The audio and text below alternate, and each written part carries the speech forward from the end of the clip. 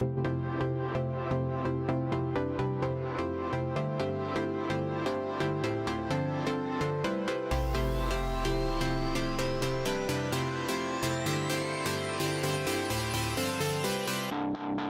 am Victoria White.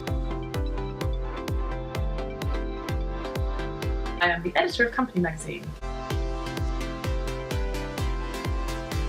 I am in my office at work.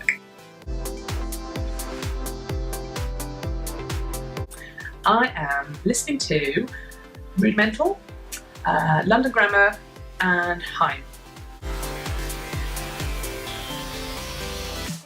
I'm watching Homeland, but I'm almost over it, I have to be honest. Coronation Street, because I have since I was a child and I'm from the north. And X Factor.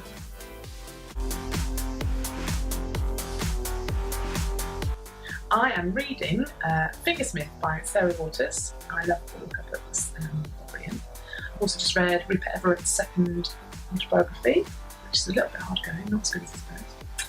And I read loads of magazines, obviously.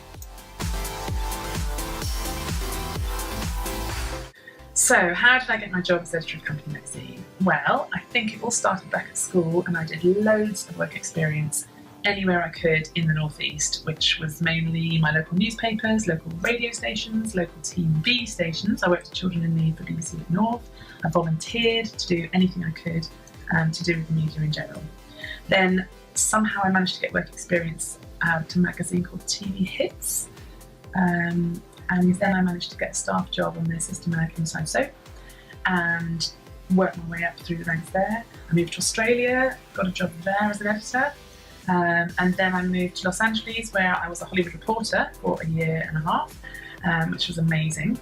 And then I decided I'd quite like to come home, so I got a job back on a women's mag in the UK called B, which is sadly no longer with us. And so then from there, I got the job as deputy editor on Company, because Company was the magazine I always really wanted to work on. And then when the editor's job came up, I applied for it and got it. So the best advice I can give you when it comes to getting into any career is be enthusiastic. Just be like overly enthusiastic. This is literally the best thing that you could ever do. Love every moment of it. Take every opportunity. Every time someone suggests something, just do it. Don't think about it, do it. And also then do it with a smile and make people remember you and remember you for the right reasons, and they'll want to have you back. The most interesting celebrities I did when I was in Los Angeles, I met George Clooney, who is just the most fantastic person. Looks you right in the eye when he talks to you. And Leonardo DiCaprio, who's a lot taller than he looks on screen. So don't panic too much about choosing subjects at GCSE or A-level.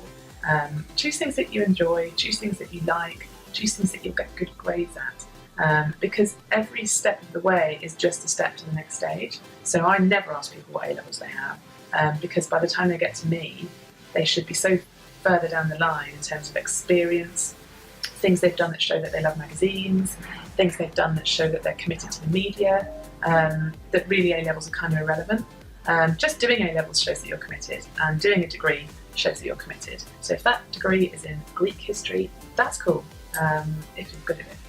Being a journalist is definitely the best job in the world, but it's not easy and it is really, really competitive. So if you want to get into journalism, you really need to start showing that you're committed and that you could be creative and a good writer and have a fully sort of creative eye around everything. Start a blog, show that you're committed to writing, show that you can tell a story, show that you can ask questions, show that you're inquisitive, and you're thinking of different ways that you can basically entertain, inform, and inspire other girls.